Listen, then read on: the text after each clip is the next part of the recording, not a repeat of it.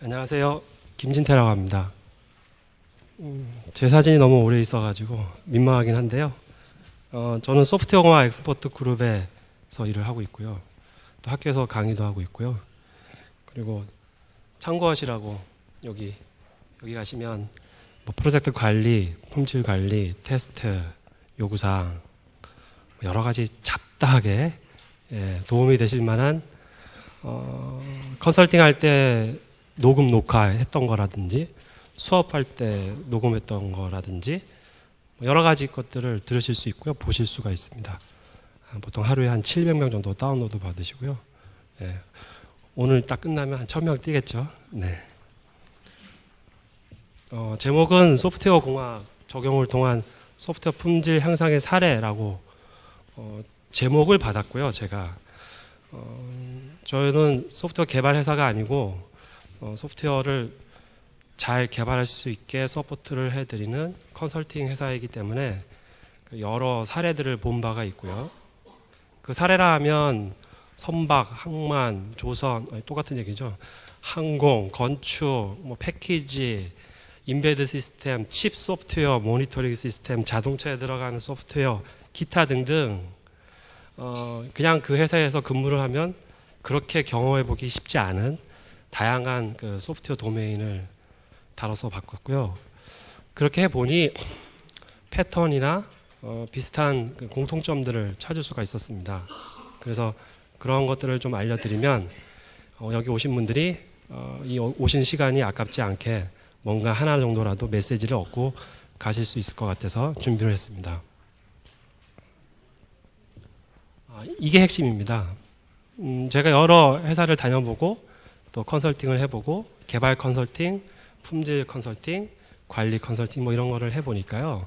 결국에 정리되는 게 이 서너 가지, 네다섯 가지의 원리로 정리가 제 머릿속에 됐습니다. 첫 번째가 여기 보시는 것처럼 품질 활동은 소프트웨어 전 라이프 사이클에서 이루어져야 한다라는 얘기입니다. 굉장히 교과서적인 말이죠. 품질 활동은 소프트웨어 전 라이프 사이클에서 이루어져야 한다. 이러한 예로 제가 주로 드는 예가 있습니다. 그것은 자주 이제 예를 들었었는데요. 2002년도 히든크 감독이 우리나라 와서 난리가 났었죠. 그때 히든크 감독이 요구했던 것들이 뭔지 아십니까? 압박이었잖아요. 프레싱. 근데 그 압박의 기본이 공격을 할 때 볼을 놓치면 그 자리에서 싹 돌아가지고 수비를 하는 거였습니다. 그쵸? 그래서 그걸 잘 따라오지 못했던 고종수나 이동국은 못 뽑혔죠.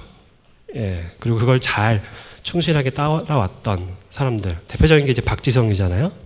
그런 분들은 뽑혔죠. 왜 그랬겠습니까? 우리 골대에서 골을 막으려고 막 아웅바웅 하다 보면 실수도 할 수 있고 놓칠 수도 있고 사람이 하는지라 그쵸? 완벽하지가 않죠.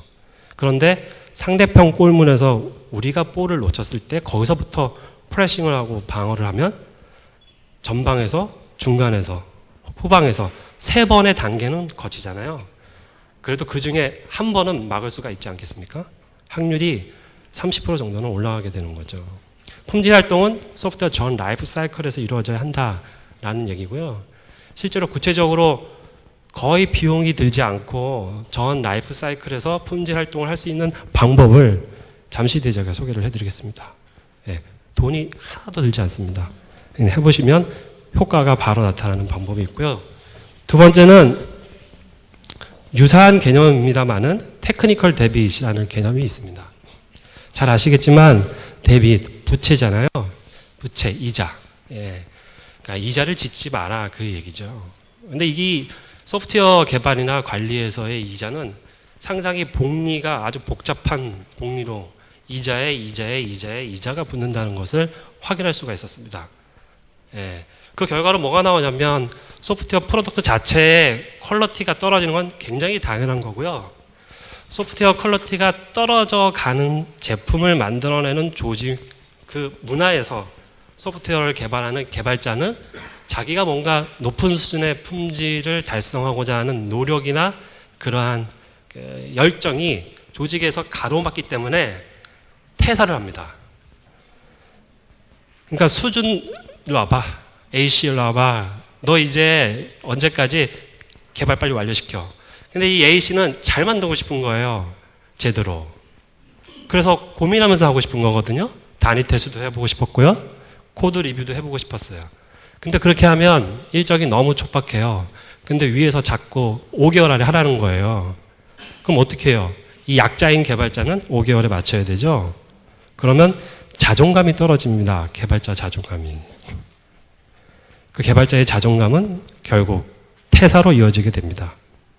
네. 저 테크니컬 데빗은 프로덕트의 퀄리티 하나에만 영향을 주는 게 아니라 조직 문화 전체에 영향을 주는 걸 많이 봤습니다. 예. 그래서 사실 제가 이게 컨설팅 하러 가면 꼭 여쭤보는 게 있어요. 이 회사는 퇴사율이 얼마나 되시죠? 예. 퇴사율이 10%가 넘어가면 어떤 소프트웨어 공학 기법을 적용해도 상당히 어렵다는 것을 알게 됐습니다. 예. 퇴사율이 10% 넘는다는 얘기는 뭔가 문제가 있는 거예요. 조직 관리에. 하지만 5% 정도 되는 회사들이 대부분 보통 5%거든요. 자연 퇴사율이 임신, 출산, 이사, 이런 것들에 의한 자연 퇴사가 보통 5% 정도 되더라고요. 그 정도 수준이면 어떤 소프트웨어 공학 기법을 적용해도 효과를 볼 수가 있다는 게 제 생각입니다. 그러나 10%가 넘는 선에서 막 흔들리면 기껏 가르쳐주고 했는데 퇴사해버려요. 그런 경우 없으십니까? 예. 그러니까 힘들어지게 되는 거죠. 저 테크니컬 데빗은 프로덕트 자체에도 영향을 주지만 조직 문화 그리고 개발자들이 회사에 대한 소속감, 프라이드 이런 거에 대한 전반적인 영향을 주게 됩니다. 세 번째는 짧은 피드백 체계를 확보하는 건데요. 그래서 제가 오늘의 주제를 데일리란 말을 3개를 붙였습니다. 예. 사실 저는 개인적으로 데일리도 사실은 마음에 안 듭니다. 리얼타임이 좋습니다. 리얼타임이. 예. 그래서 구체적인 방법들을 소개시켜 드릴 거고요. 제가 2가지 사례를 설명을 드릴 거고요. 그 2 사례에는 공통점이 또 있습니다. 이 4가지의 항목들이 공통적이라고 보시면 되겠습니다. 이 그림은 많이 보셨죠? 소프트웨어 퀄리티에 관련된 분들이나 그런 거에 관심이 있어서 뭔가 내가 좀 잘해보겠다 이런 생각을 가지신 분들은 꼭 한 번쯤은 보시는 겁니다. VMV 모델이죠. Verification, Validation. 저는 이게 맨날 헷갈려요. Verification이 검증인가? Validation이 확인인가? Verification이 확인이고 Validation이 검증입니다. 이 V 모델이라고 그러죠. 이 V 모델에서 말하고자 하는 바는 뭘까요? V 모델은 소프트웨어 개발 라이프 사이클 전체에 걸쳐서 품질 활동이 이루어져야 한다라는 얘기를 하고 싶은 겁니다. 그런데 잘 보시면요. 죄송합니다. 약간 강의를 해야 될 것 같은데요. 여기 요구사항대로 아키텍처가 수립이 됐는지, 아키텍처대로 상세 설계가 됐는지, 상세 설계대로 코딩이 됐는지를 확인하는 과정, 그것을 베리피케이션이라고 하고요. 저것은 실질적으로 컴퓨터가 할 수 없습니다. 사람이 해야 돼요. 사람이 할 수 있는 방법은 그래서 휴먼 베이스 테스트라고 말을 하는데요. 사람이 할 수 있는 방법은 리뷰밖에 없습니다. Requirement, Specification 리뷰, Architecture 리뷰, 코드 리뷰밖에 없어요. 반대로 이쪽 우측에 있는 영역은 밸리데이션 영역입니다. 우리 시스템이 요구사항대로 됐는지, 아키텍처대로 통합이 되는지, 상세 설계한 대로 단위 테스트가 되는지 등등을 검증하는 거죠. 예. 그래서 품질 활동하면 많은 분들이 이 영역을 생각을 합니다. 왠지 아세요? 이 영역은 컴퓨터 베이스드 테스트예요. 그래서 뭔가 툴이 필요합니다. 툴이 없이 하려면 굉장히 고루어져요. 그래서 꼭 툴을 도입을 하게 되고요. 그런데 많은 분들은 여기에 집중을 많이 합니다. 관심이. 왜냐? 제 용어대로 하면 여기는 뽀대가 안 나고 여기는 뽀대가 납니다.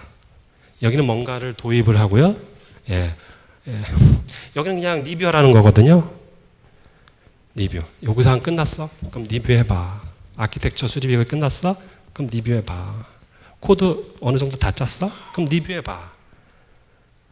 뽀다구가 안 나잖아요. 뭐 있어 보이지 않아요. 예. 그리고 사실 컨설턴트 저도 그렇지만 가서 뭔가 팔 게 없습니다. 휴먼 베이스 테스트는. 하지만 실제 보고된 결과에 의하면 60에서 90%의 결함, 알려진 결함을 피어 리뷰가 다 잡아냅니다. 로버트 엘그레스라는 분이 계신데요. 미국의 유명한 학자이자 실무가인데요. 이분이 실험을 했답니다. 어떤 실험을 했냐면 A라는 프로젝트가 끝났어요. 근데 그 A라는 프로젝트 관리를 잘해서 그런 이슈에 대한 추적, 버전 관리 이런 것들을 잘했습니다. 그래서 과제가 쫑 났어요. 그리고 나서 새로운 멤버들을 구성을 해서 그 멤버들에게 그 시스템에 대한 리퀘어먼트를 주고 이해를 하게 만들고요. 상세 설계서를 주고 좀 이해를 하게 만들고 코드 리뷰의 한 버전을 빼서 리뷰를 해봐라. 결함을 찾아봐라. 인스펙션을 시켰습니다. 그랬더니 이슈 트래킹 시스템에 저장되어 있던 결함의 90%까지 디텍트를 했답니다. 테스트 없이. 하지만 그 결함은 실제 워킹할 때는 리뷰에 의해서 찾은 것도 있었고 테스트에 의해서 찾은 것도 있었습니다. 코드 리뷰가 실제로 60에서 90%의 결함을 디텍트를 합니다. 그런데 이렇게 얘기를 하면 뽀다구가 안 나요. 이 리뷰는 뭔가 도입을 해야 되고 뭔가 이렇게 돌려가는 걸 좀 했으면 좋겠는데 잘 그걸 안 합니다. 그래서 저는 이렇게 생각을 해요.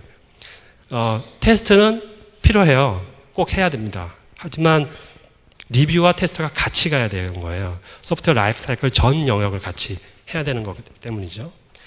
그러나 적은 비용으로 하실 수 있는 지금이라도 당장 결함을 잘 잡고 혹은 학습도 되고 팀워크도 잘 될 수 있는 여러 가지 방법은 리뷰입니다. 그래서 하나의 제가 이제 아까 팁을 알려드린다고 그랬죠. 예. 제가 아주 굉장히 자주 드리는 질문이기 때문에 뭐 익숙하신 분도 계실 텐데요. 개발자가 우리나라 평균 개발자 하루에 몇 라인 짜는 것 같으십니까? 우리나라 평균 개발자가 사실 많이 짜봤자 100라인을 짜지를 못합니다. 예. 그럼 100라인 짜지 않고 그럼 8시간 동안 뭔 짓을 한 거죠? 짜기 위한 고민, 짜기 위한 기존의 코드를 읽은 겁니다. 그래서 실제로 고민하고 해석해서 짜죠. 그게 100라인이 안 돼요. 그러면 잘 생각해 보세요. 이 세상에 어떤 바보가 자기가 오늘 짠 코드를 퇴근하기 30분 전에 30분 동안만 셀프 인스펙션을 하면 그 코드에 대한 결함을 찾겠습니까? 못 찾겠습니까? 그거부터 하는 겁니다. 셀프 인스펙션을 먼저 하시고 그리고 코드 리뷰를 하는 겁니다. 그 리뷰 안에 그 셀프 인스펙션을 포함시켜서 말씀드리는 거고요. 그 30분 운동을 하시면 됩니다. 그러면 실제로 30분까지도 걸리지 않아요.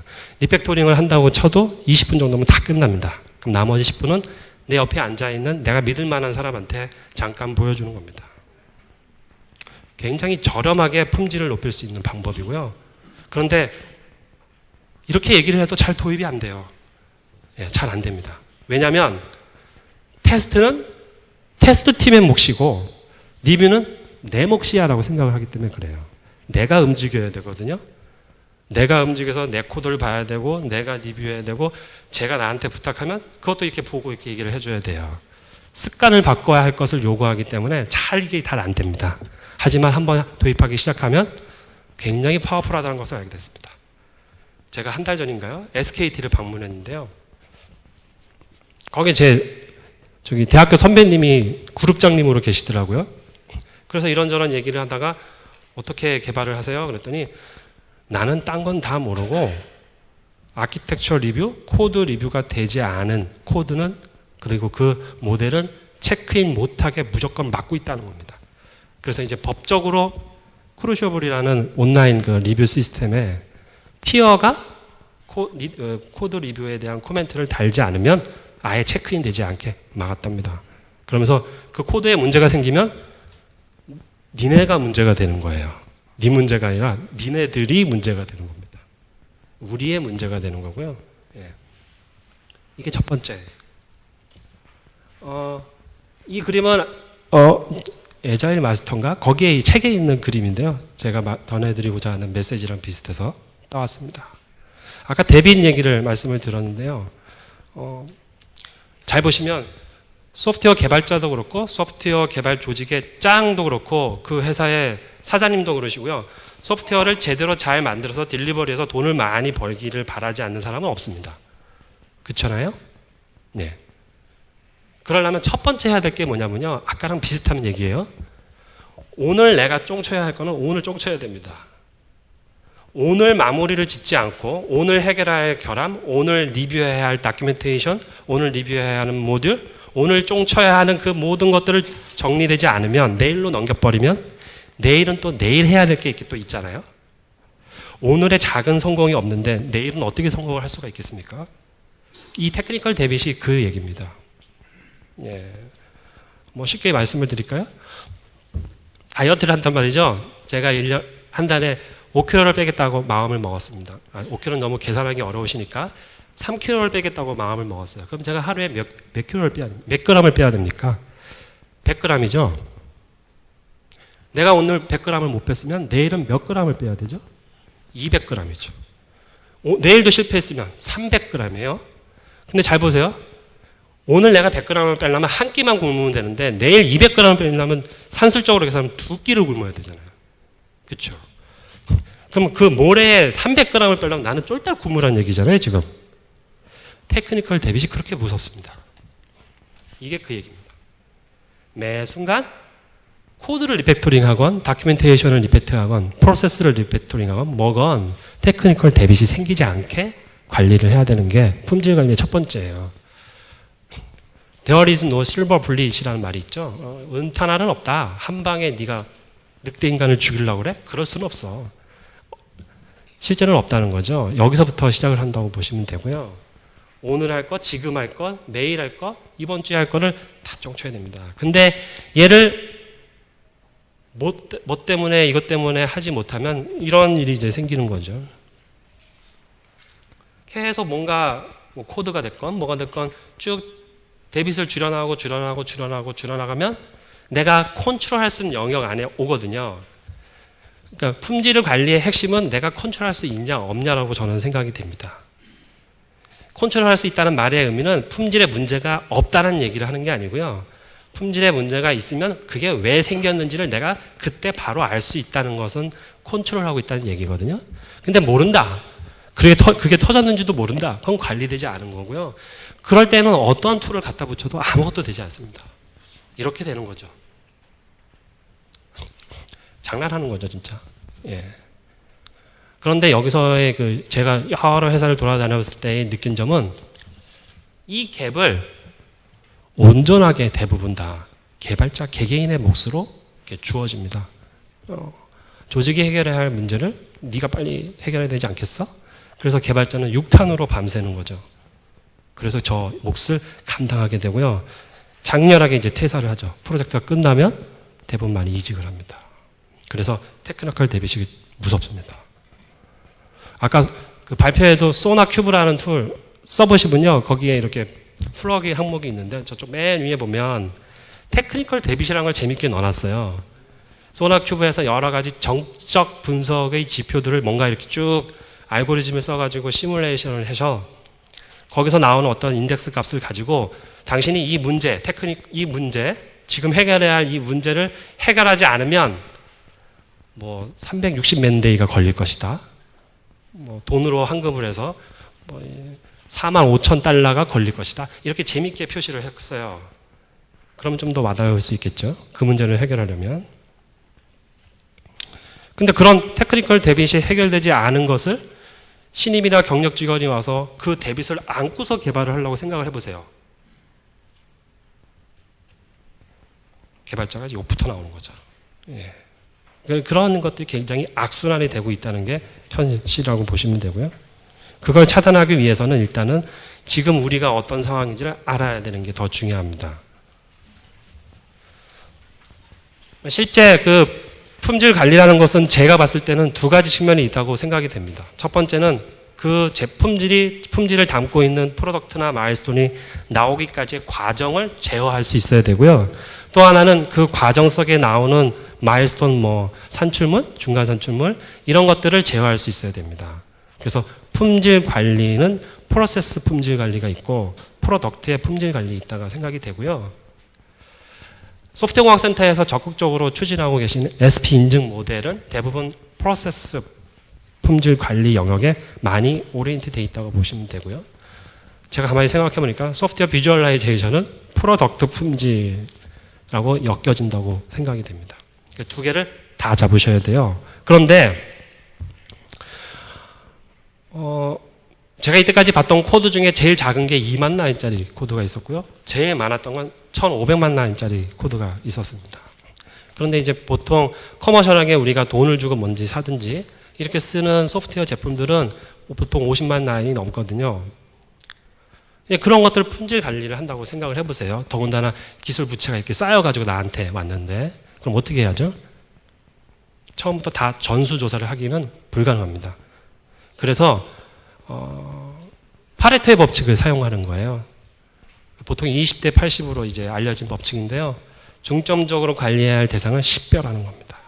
그것을 식별해서 걔를 중점적으로 이렇게 관리를 하는 거예요. 걔가 도대체 어떻게 바뀌고 있고 왜 바뀌었고 바뀌어서 무슨 문제가 있고 이걸 중점적으로 합니다. 그래서 요거 봐라 요거 이상한데 그러면 콱 집어서 걔를 테스트를 하시건 리뷰를 하시건 뭘 하건 그렇게 해야 됩니다. 그래서 한 100만 라인 정도 이 정도 되는 코드 사이즈면은 이제 쉽지 않겠죠. 그래서 저희는 품질 지표라는 것을 선별을 해서 적용을 하고 있습니다. 이 품질 지표를 선정을 할 때 한 가지 샘플의 예로 여기 보시는 이 그림을 보시면 얘는 디펙 큐뮬레이티브 그래프입니다.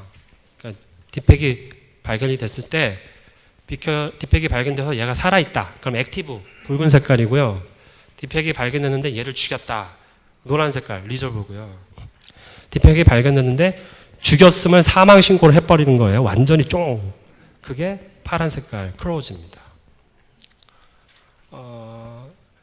제가 품질 지표를 선정할 때 반드시 디폴트로 들어가는 품질 지표가 이 디펙 큐뮬레이티브 그래프인데요. 디펙 큐뮬레이티브 그래프의 모형을 잘 보셔야 돼요. 이때가 제품의 릴리즈인데 요만큼이 살아있는 버그라는 거잖아요. 요만큼은 죽였다. 근데 확인은 안 한 거예요. 이만큼은 확인했어요.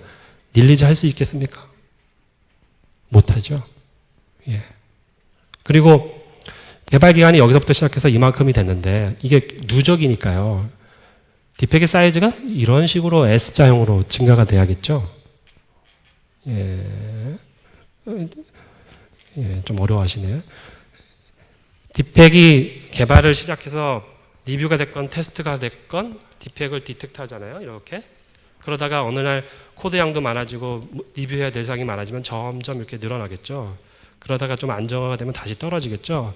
그래서 전형적으로 소프트웨어 개발의 에로시건, 디펙 사이즈건 뭐든 대부분의 그래프를 그리면 노멀 디스트리뷰션, 정규 분포가 나오거든요. 날짜로 쭉 줄을 세웠을 때 걔를 적분을 해보세요. 큐뮬레이티브를 하는 거예요. 큐뮬레이티브를 하면 어떻게 돼요? 얘를 적분하니까 S자로 이렇게 올라가거든요. 이게 그 그램입니다. 근데 품질 활동을 제대로 못했으면요. 반드시 어떠한 그래프가 나오면 한번 해보세요. 돌아가셔서 뭐가 됐든지. 해보시면요. 하여튼 관리가 안 된다 그러면은 이 그래프는 무조건 계단 그래프가 나와요. 이런 식의 계단 그래프가 나옵니다. 아니면 요동치던가. 그러니까 이쁘지 않아. 유식한 말로 수학적으로 하면 미분 불가능한 그래프가 나오거든요. 그러면 그거는 통제되지 않는 겁니다. 그래서 이 그래프의 모델을 보면서 릴리즈를 언제 할 수 있는지, 테스트를 좀 더 신경을 써야 된다든지, 테스트를 찾는 데 신경 써야 한다든지, 테스트를 찾은 디펙을 확인하는 데 신경을 써야 한다든지 등등의 관리의 방향을 잡을 수가 있습니다. 그래서 지표라고 그러면 두 가지 항목으로 크게 분류될 수 있는데요. 성과지표와 활동지표가 있어요. 성과지표는 목표가 분명합니다. 디펙 덴서티 0.5 이하다 무조건. 이건 성과지표죠. 활동지표는 대개 리니어한 그래프로 나타나는 아까 보셨던 큐뮬러티브 트렌드 그래프예요. 그런 것들은 활동지표입니다. 근데 제가 여기서 이제 주의를 말씀을 드리고 싶은 게 있는데요.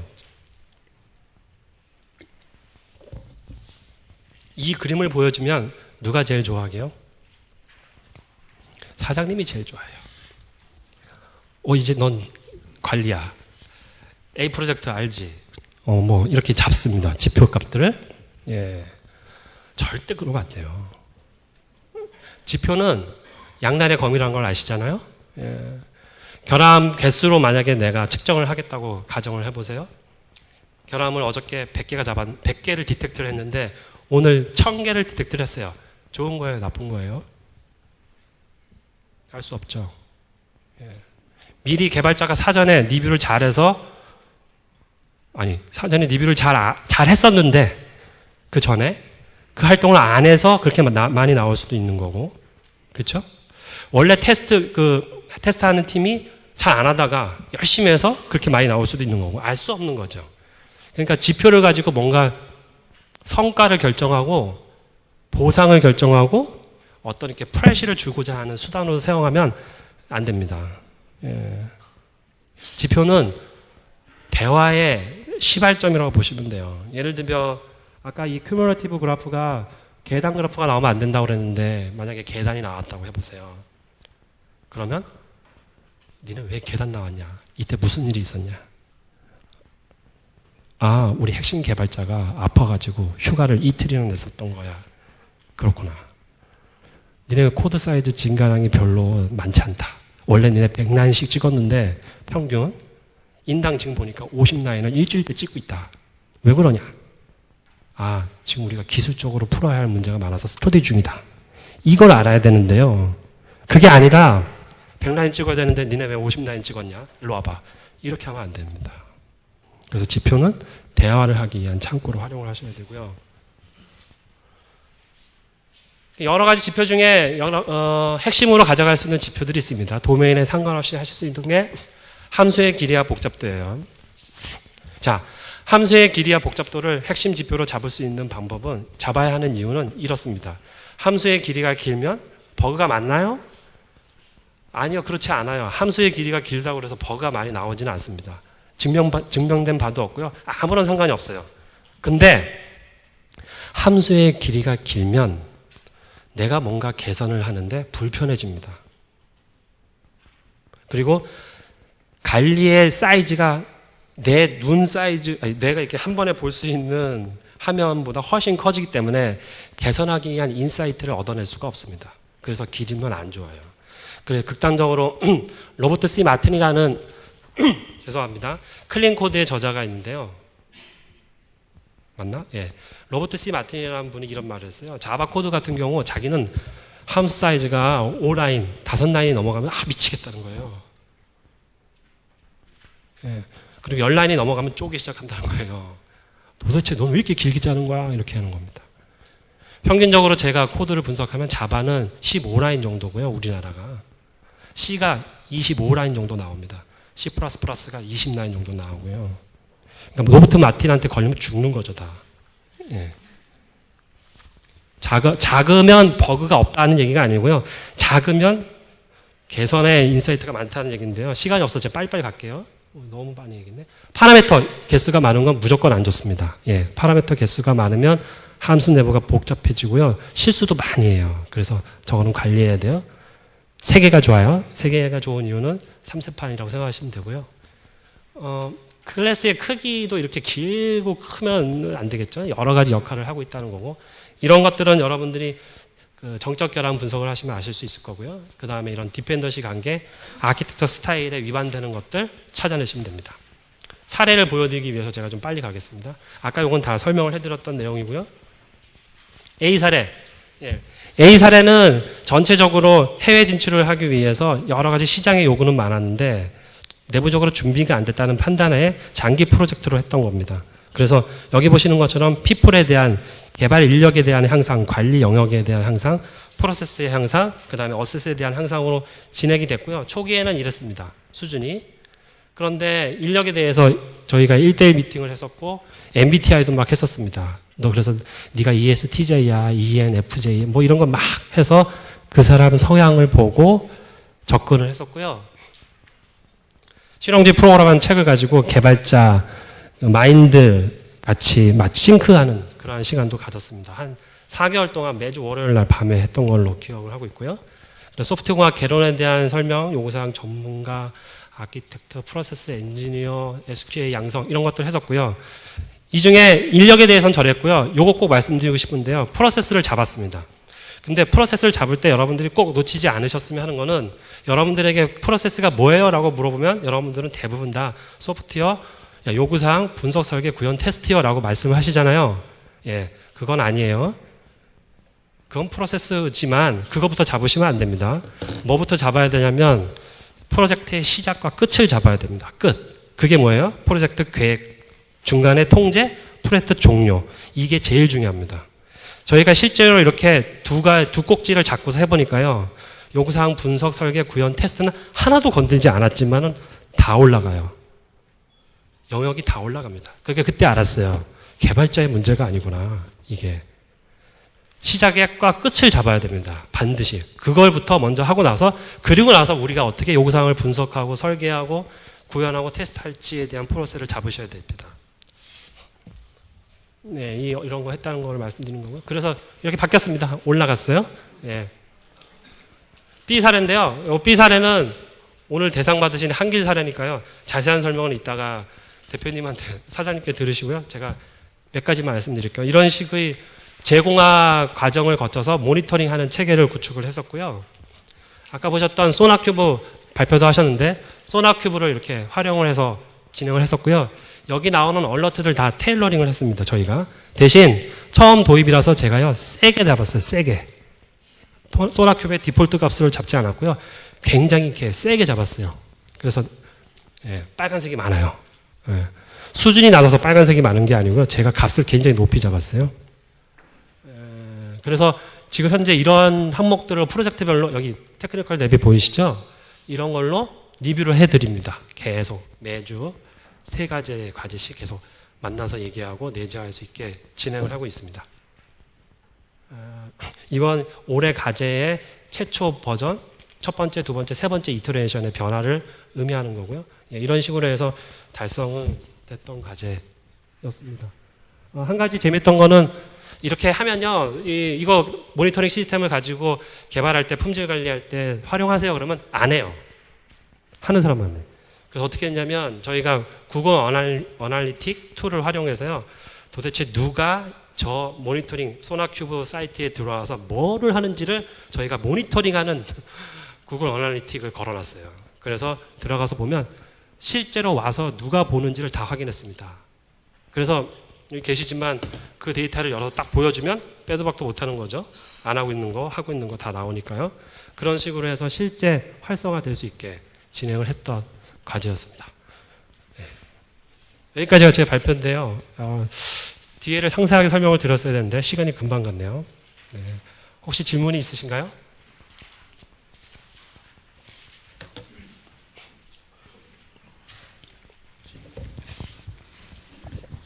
네, 안녕하세요. 저 강의 잘 들었습니다. 한 2가지 정도 질문이 있는데요. 그 첫 번째로 그 말씀하신 복잡도 같은 경우에 복잡도의 순환 복잡도의 공식 크게 한 3가지 정도가 있는데 혹시 어떤 복잡도를 쓰셨는지 궁금하고요. 네. 그리고 두 번째로는 성과지표 쪽에 그 유지보수성이라고 말씀을 하셨는데 그 IS 9116이나 아니면 ISO 25000의 그런 소프트웨어 스퀘어 쪽에 그런 품질 표준 쪽을 보면 여러 가지의 9가지 특성들이 있는데 그 중에서 소스코드 관련해서 굳이 꼭 유지보수성이라고 디파인 하셨던 이유나 아니면 다른 그 기능적 합성이나 신뢰성 쪽에 혹시 소스코드를 추가적으로 그런 매트릭 쪽이 더 없으신지 추가적으로 발굴할 수 있는 부분들이 없는 것하고 네. 네. 그리고 마지막으로는 소나큐브를 쓰다 보면 소나큐브 자체가 지금 그 원래 젠킨슨 기반으로 소나큐브가 돌아가는 그런 형태를 만약에 쓰고 있는데요. 그랬을 때 소나큐브 자체의 그런 데이터가 LOC 같은 경우는 일부 버그가 있어서 실제 그런 NC 컬렉터라든가 NC에서 말하는 LOC라든가 소나큐브에서 사용하는 LOC라든가 아니면 다른 오픈소스 도구의 LOC나 아니면 상용 도구 LOC가 서로 차이가 있는데 혹시 그런 테스트 데이터에 대한 정확성은 어떻게 검증하시는지 궁금합니다. 네. 첫 번째 질문이 뭐였죠?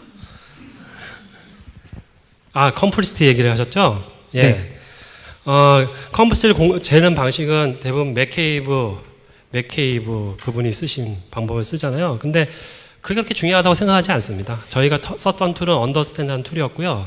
언더스탠드한 툴에서는 3가지 항목으로 나옵니다. 사이클로매틱 컴플리시티, 사이클로매틱 컴플리시티 모디파이드, 사이클로매틱 컴플리시티 스트릭이라고 있는데요.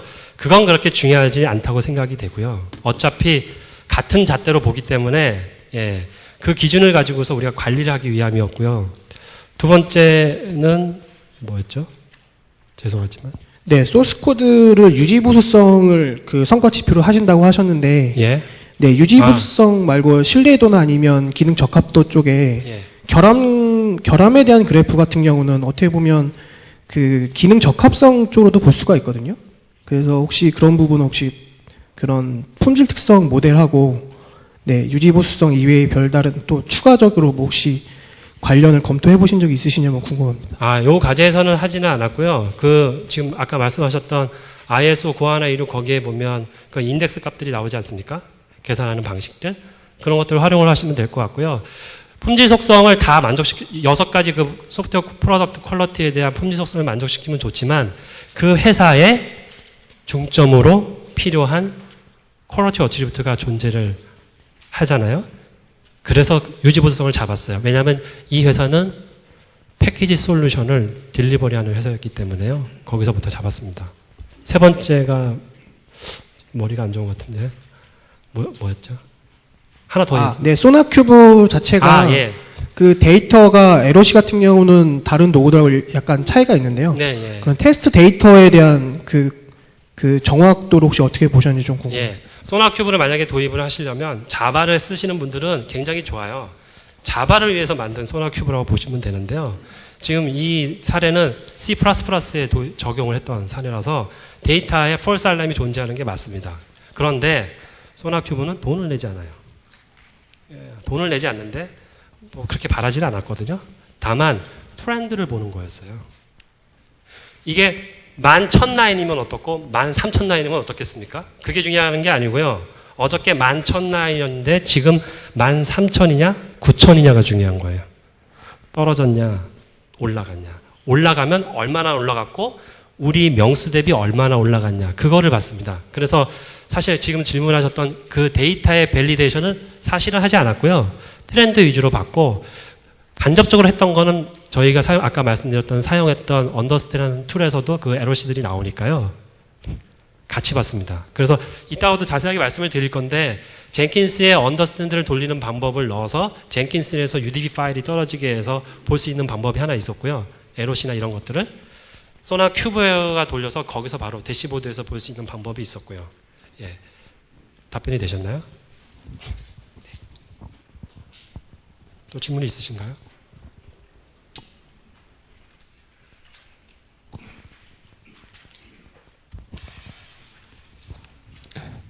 안녕하세요. 저희 올해 처음으로 QA 조직을 만들어서 이제 도입을 저희 회사에서 하고 있는데 저는 열린기술의 유익원이라고 합니다. 다른 게 아니고 아까 컨설팅하면서 교육을 했다고 하는데 보통 저희가 이 품질을 높이기 위해서 제일 어려운 게 직원들의 인식을 전환하는 부분이 가장 많이 힘든데요. 보통 인식을 전환하는데 어느 정도의 교육이나 훈련들이 보통 소요가 되는지 그리고 그런 거를 바꾸기 위한 습관을 바꾸는 일인데 그 습관을 바꾸는데 어느 정도 노력을 해야 하는지 좀 그런 거에 대해서 궁금합니다. 되게 어려운 질문을 하셨는데 일단 인식 변화를 하기 위한 모멘텀이 있어야겠죠. 그 모멘텀의 좋은 점은 네가 짠 코드의 현황이 이렇다라고 보여주는 겁니다. 그걸 뭘로 잡으실지는 잘 고민을 하시면 되고요. 개발자는 다른 걸로 설득하면 안 돼요. 설득이 안 돼요. 개발자가 만들어낸 자기 코드를 가지고 보여줘야 돼요. 얘기를. 예, 대표적으로 아까 보여드렸던 네가 짠 거에서 결함이 많이 나왔잖아. 이렇게 해도 좋은 거고요. 네가 짠 코드에 소스 디펜던시를 봤더니 이렇게 돼 있어요. 너는 저게 보기 좋아? 이렇게 자기가 한 거를 그냥 보여주면 돼요. 에즈이즈를 모르기 때문에 인식의 전환이 처음부터 잘 안 됩니다. 그래서 제가 볼 때는 그 사람이 짠 코드의 현황을 어떤 형태든 이렇게 보여주는 게 첫 번째인 것 같고요. 두 번째는 그래서 제가 아까 실용주의 프로그래머 얘기를 드렸죠. 예. 기술적인 접근은 그렇게 해서 가야 되고요. 마인드의 접근은 저는 추천하는 게 같이 독서 토론 하는 거거든요. 예, 지금도 한길에서 독서 토론 하는데요. 이렇게 다 같이 모여가지고 하나의 책을 잡고 깊이 있게 토론하고 얘기하는 시간을 가지시면 서서히 바뀔 사람은 바뀝니다. 다 바뀌지는 또 않아요. 예. 그러면 그 사람부터 시작을 하시면 돼요. 예. 기간이 얼마 걸리냐고 말씀을 하셨는데 그거는 에지이지를 봐야 될 것 같아요. 굉장히 그래서 조직 문화도 진단을 해야 돼요. 이 조직이 혁신지향적인지 관계지향적인지 시장지향적인지 성과지향적인지에 따라서 어프로치가 달라져야 되거든요. 그래서 몇 개월이 걸릴 것이다라는 말은 제가 장담으로 드릴 수는 없고요. 일단 그렇게 에지이지를 보고 어프로치를 해야 되되 마인드 접근과 기술적인 접근 두 가지를 가져가야 된다. 마인드 접근은 독서 토론하는 게 좋다. 예, 그렇게 생각됩니다. 시간이 다 됐죠? 시간이 다 됐나요? 예. 그러면 경청해 주셔서 감사합니다.